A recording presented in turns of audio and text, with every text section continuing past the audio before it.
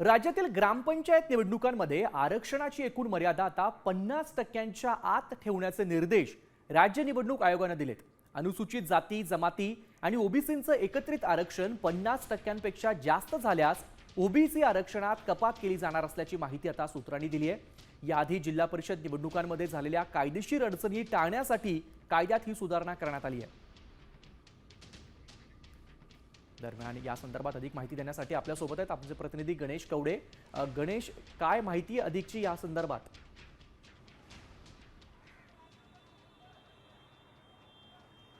नक्कीच ग्रामपंचायतीच्या निवडणुकीच्या अगोदरमध्ये कायद्यामध्ये सुधारणा करण्यामध्ये येत असल्याचं माहिती आहे ती सूत्रांकडून मिळते। ज्या पद्धतीने खरं तर ओबीसीचं जे आरक्षण आहे ते 50%पेक्षा जास्त गेलेला पाहायला मिळालं होतं आणि त्यामुळे जिल्हा परिषदेच्या निवडणुकीच्या वेळेमध्ये या सगळ्या संदर्भामध्ये अडथळे निर्माण आले होते आणि हे सगळं प्रकरण आहे ते कोर्टात गेलं होतं। 20 जिल्हा परिषदेच्या निवडणुका देखील अद्यापही रखडलेल्या पाहायला मिळतात। त्यामुळे कुठेतरी ग्रामपंचायतीच्या निवडणुका रखडू नये यासाठीच कुठेतरी ही आरक्षण मर्यादा आहे ती 50%च्या आतमध्ये आणण्यासाठी या सगळ्या हालचाली आहेत त्या सुरू झालेल्या पाहायला मिळतात।